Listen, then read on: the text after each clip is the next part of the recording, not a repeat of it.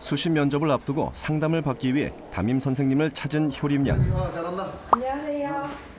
지금 준비는 잘 돼가네. 25일이 면접이라서 지금 다른 면접 보는 친구들하고 같이 전공 관련 공부하면서 모의로 연습하고 있어요.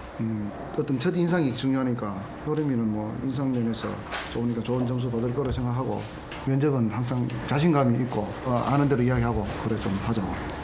금전 갔다가 언제나 밝고 야무진 효림 양은 선생님에게 대견한 제자다. 효림이는 한마디로 뭐 탐이 나는 학생입니다. 예, 그 자기 일을 너무 잘 알아서 하고 또 이렇게 생활 면에서도 남 탓 안 하고 자기 뭐 계획대로 이렇게 실천하는 학생이고 그러다 보니까 이번에 그 한국장학재단에서 실시하는 대통령 장학금을 이렇게 신청해서 받게 됐습니다.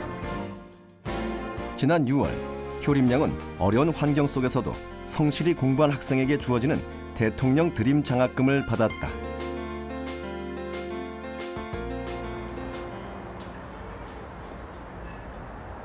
수업을 마치자마자 집으로 향하는 효림 양. 수능 끝났는데 어디 놀러 안 가요? 네, 놀러 안 가요. 왜요? 저는 기숙사 생활해서 주말밖에 집에 못 왔었는데 이제 수능 끝났으니까 집에 와서 엄마랑 동생이랑 시간 보내려고요.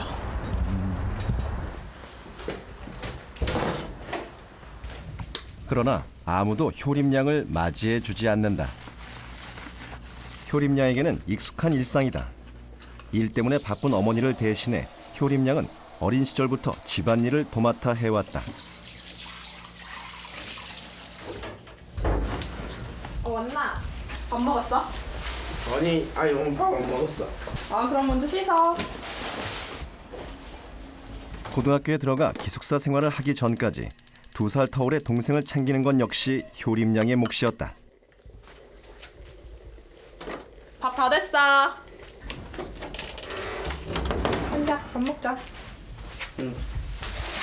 어려서부터 서로를 의지하며 지내온 남매는 무엇이든 의논하며 함께 결정한다.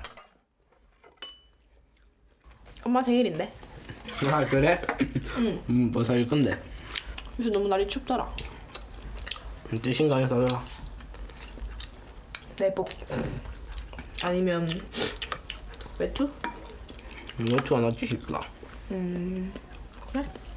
얼마 남지 않은 어머니의 생일. 남매에게 어머니는 그 누구보다 특별하다. 엄마 없나 봐. 맞나? 엄마. 밥은 먹었나? 응. 못 먹지. 안 힘드나? 안 힘들다. 괜찮다. 안 춥더나 밖에. 춥다. 좀 뜨시게 입고 댕기라. 나 열심히 입었다 방금. 효림 양이 7살 때 세상을 떠난 아버지.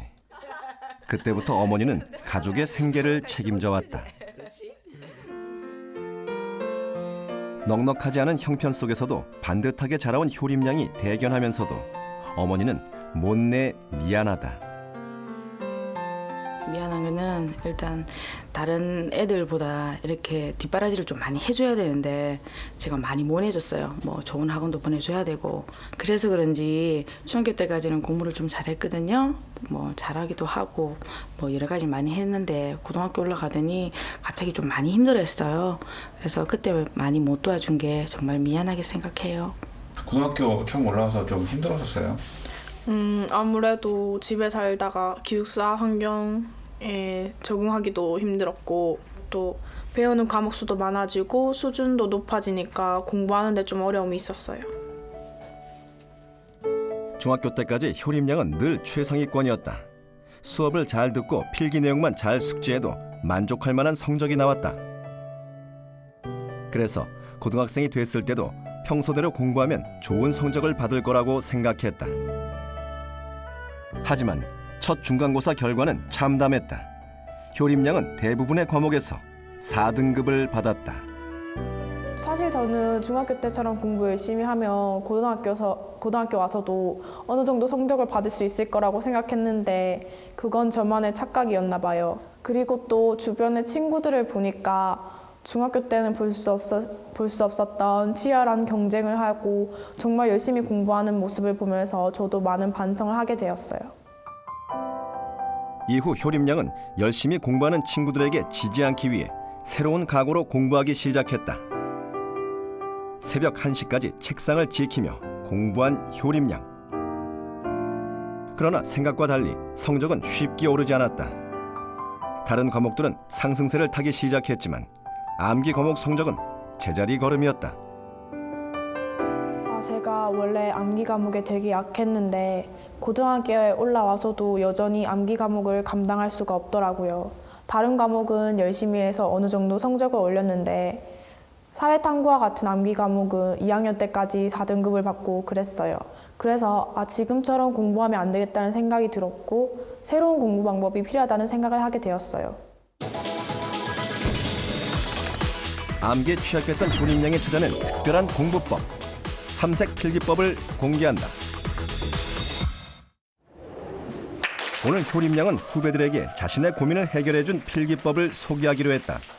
안녕, 나는 이번에 수능을 본 3학년 성효림이라고 해. 만나서 반가워. 안녕하세요. 내가 이렇게 따로 시간을 마련한 건 너네한테 나의 필기법을 알려주기 위해서인데 너희들은 필기 어떤 식으로 해, 보통? 선생님께서 칠판에 써주시는 거 거의 그대로 베껴 쓰는 편이에요.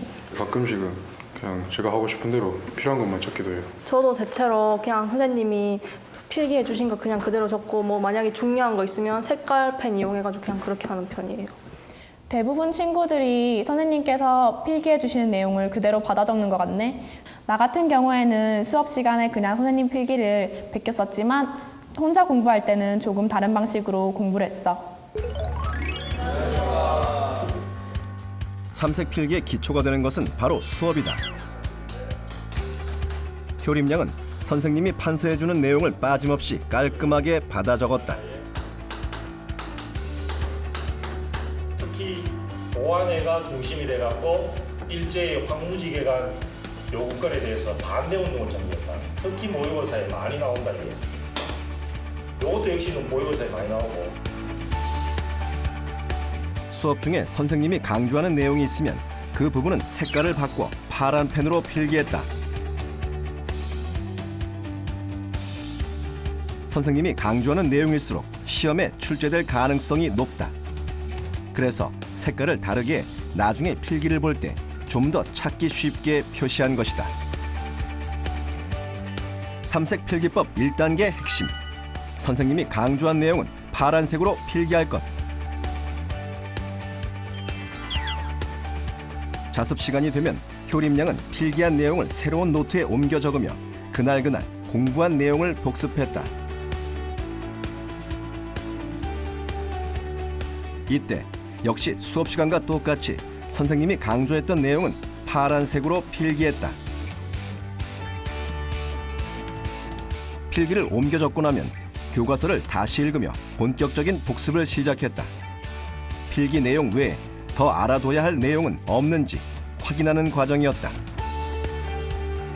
어느 정도 교과서 내용을 익혔다면 이제 배운 내용에 대한 문제를 풀어볼 차례다. 효림양은 최대한 여러 권의 문제집을 풀었다. 출제 경향을 파악하기 위해서였다.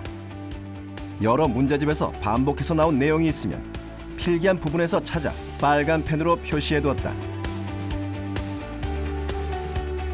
이건 국채보상운동에 관한 내용인데 문제집을 풀다 보니까 문제집마다 국채보상운동에 관련된 내용이 나와 있고 그래서 이게 중요하다는 생각을 하고 그렇기 때문에 시험에 많이 나올 것 같았어요. 그래서 이렇게 시험에 잘 나옴 이런 표시를 해둠으로써 저는 시험 전에 한 번 더 보려고 이런 표시를 해두었어요. 문제를 풀고 나면 자신이 어떤 부분을 제대로 이해하지 못했는지 드러난다. 효림양은 틀린 문제를 분석하면서 자신이 취약한 부분을 찾아내고 다시 공부했다. 그리고 다시 노트를 꺼내 자신이 틀렸던 부분을 빨간색으로 표시하고 이해를 돕기 위한 추가 설명을 적었다.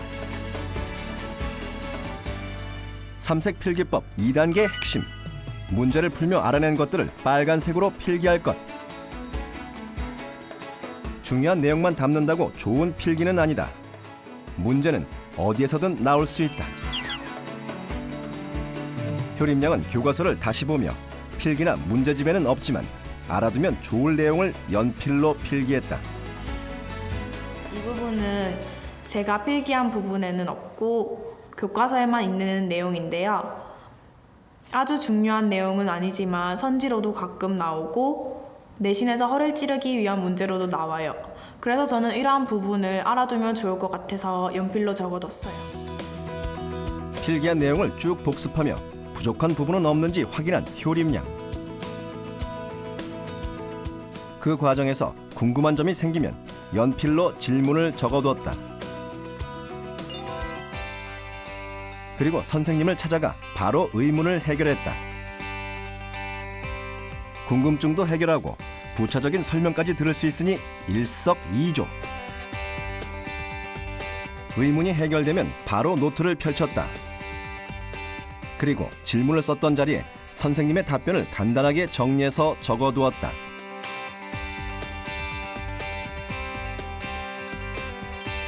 마지막으로 유난히 잘 외워지지 않는 내용만 따로 모아 메모지에 정리했다. 눈에 잘 띄도록 해서 되도록 자주 볼 수 있도록 하기 위해서였다. 삼색 필기법 최종 단계 핵심. 참고할 만한 사항과 의문점을 연필로 필기하고 어려운 부분은 메모지에 따로 적어둘 것. 이렇게 효림양의 필기 노트가 완성됐다. 이게 내가 그동안 공부하면서 만든 필기 노트야. 자, 이거 한번 봐봐. 깔끔하게 정리되어 있는 효림양의 필기. 알아둬야 할 내용이 모두 적혀 있지만 나름의 체계가 있어 보기에 어렵지 않다. 보니까 어떤 거 같아? 너네들 그거와 많이 달라? 보기 좋아요, 훨씬. 제 거는 좀 보기도 좀 불편하고 제가 적었는데 보기도 좀 불편하고 순서대로 잘 안 돼 있는데 이거는 보기도 좋고 순서대로 잘 짜져 있어서 공부하기 편한 것 같아요. 그냥 저 같은 경우는 연필로 적고 그냥 중요한 부분은 빨간색 볼펜으로 하기만 했는데 선배님께서는 그 막 포스트잇 같은 걸로 막 붙여서 정리도 하시고 해서 훨씬 보기 좋고 깔끔한 것 같아요. 그런데 너희들은 시험 기간에 노트를 다시 쓰거나 혹은 새로운 내용을 추가하거나 그렇게 하니? 아니요. 그럼 그 정리한 노트를 어떻게 활용해? 한두 번 정도 읽어보는 것밖에 안 해요, 잘. 저도 뭐 그렇게 딱히 노트를 다시 보거나 그러진 않아요. 나도 그랬거든. 그런데 그렇게 하니까 머리에 남는 게 없더라고. 그래서 나는 노트를 지속적으로 최대한 자주 아주 많이 봤어. 근데 선배님 방식으로 하면 필기한 게 많아서 공부할 게 많잖아요. 그러면 그냥 교과서를 읽는 게 낫지 않을까요? 맞아. 사실 내 방식으로 하면 필기할 내용이 굉장히 많거든. 그리 중요하지 않은 것까지 있으니까 공부할 것은 최대화가 된 거야. 시험 기간이 되면 한시가 바쁜데 모든 내용을 다 볼 순 없잖아. 그런데 나는 아까 설명한 것처럼 중요도에 따라 색깔을 바꿔가며 필기를 했어. 그걸 활용해서 공부를 하는 거야. 노트 정리가 끝났다고 공부가 끝난 것은 아니다. 필기를 어떻게 활용하느냐에 따라 효과는 천차만별이라는 효림양. 그 활용의 첫 단계는 모든 내용을 꼼꼼히 복습하는 것이다.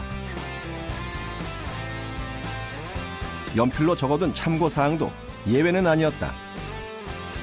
필기 내용을 모두 이해했다면 연필로 적은 내용은 과감히 지웠다. 이제부터는 공부에 차별을 둬야 하기 때문이다. 어느 정도 공부가 됐다면 저는 효율적으로 공부를 해야 된다고 생각해요. 그런데 아무래도 노트에 주변적인 내용이 많이 쓰여 있으면 신경이 쓰이거든요. 그래서 일부러 중요한 것 위주로 보려고 다른 내용들을 지워버려요. 연필 필기를 지운 후에는 파란색과 빨간색 필기를 중심으로 공부했고 시험 전날이 되면 출제 가능성이 높은 빨간색 필기에 집중했다. 중요도에 따라 점차 공부의 범위를 좁혀나가며 효과적으로 시험에 대비할 수 있었던 효림양. 그 효과는 1등급 성적표로 나타났다. 예전에는 그냥 선생님 필기만 뺏겨 쓰고 그걸 외우면 된다고 생각했는데 막상 시험지를 받아보니까 선생님 필기 외에도 다른 내용이 많이 나와서 당황했었거든요. 그런데 선생님이 필기 외에도 제 생각과 문제집의 중요한 내용을 덧붙이는 형식으로 공부 방법을 바꾸다 보니까 공부를 할 때 어떤 내용이 더 중요한지 덜 중요한지 알게 되었고, 그러다 보니 성적이 오르고 제 공부 방법에 확신을 가지게 되었어요. 암기의 벽을 자신만의 필기법으로 뛰어넘은 효림 양. 다들 공부를 하면서 한 가지 정도는 약점이 있을 거야. 근데 그 약점을 나는 안 되니까 뭐 어쩔 수 없지 이러고 포기하는 것보다는 그거를 헤쳐나갈 방법, 보완하는 방법을 찾았으면 좋겠어. 나 같은 경우에는 암기 과목이 너무 어려워서 포기할까 했었는데 필기 방법을 바꾸고 나서 되게 자신감도 얻고 성적도 많이 올랐거든. 그래서 너희들도 자신만의 약점을 보완할 수 있는 공부법을 찾았으면 좋겠어. 포기하지 않고 돌파구를 찾으려 노력했기에 지금의 효림 양이 있다. 필기할 때도 더 생각하고 이제 선생님 말 바로 뺏겨 쓰지 않고 조금 더 생각하고 다시 볼 수 있게. 평소에는 노트 필기를 해놓고도 어떻게 써야 될지를 몰라서 시험 치기 전에 그저 한번 읽어보는 것에 그쳤는데 노트 필기를 잘 하는 것만으로도 공부에 도움이 될 것 같아요.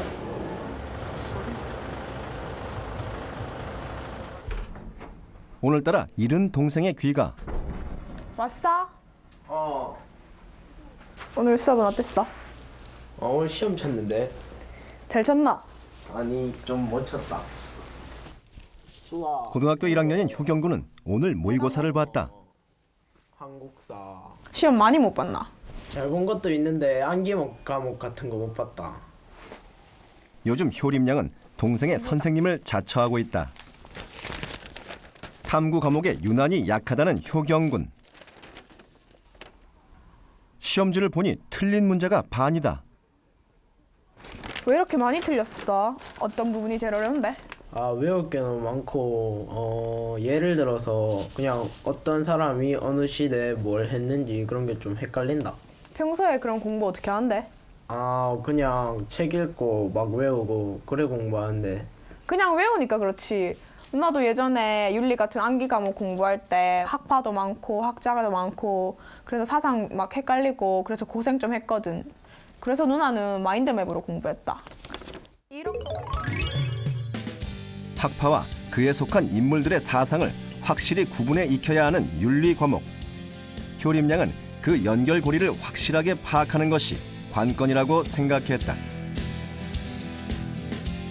그래서 선택한 방법이 바로 마인드맵.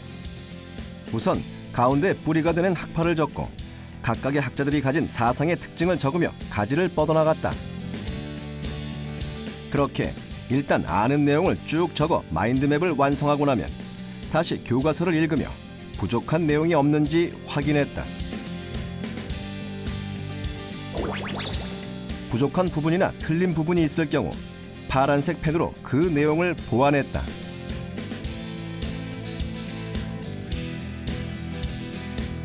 근데 이거 몰랐으면 새로운 종이에 다시 하면 되지. 왜 이렇게 안 돼? 다시 그릴 수도 있지. 근데 그러면 네가 어딜 틀렸었는지 나중에 모르잖아.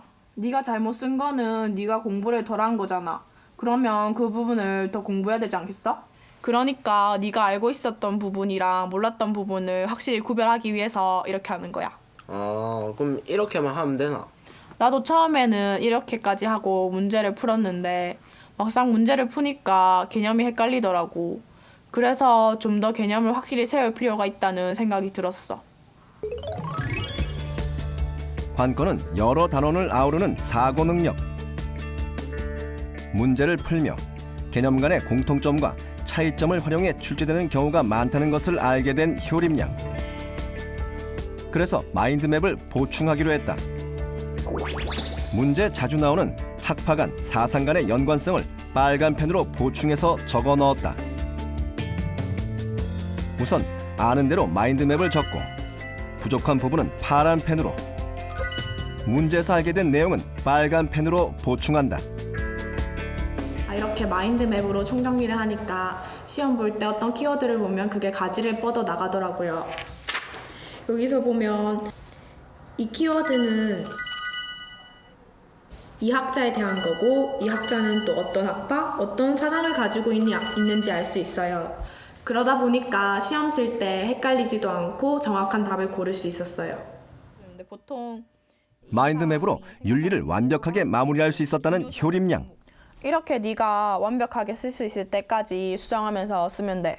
나도 이 방법으로 되게 많은 도움을 받았거든. 근데 누나는 윤리 과목을 이렇게 한 거잖아. 활용하면 되지. 여기다가 왕 이름 써놓고 정책에 대해서 뻗어나가면 국사 과목에 적용할 수 있고 여기다가 지역 이름 써놓고 지역 특성을 뻗어나가면 지리 과목에 적용할 수 있잖아.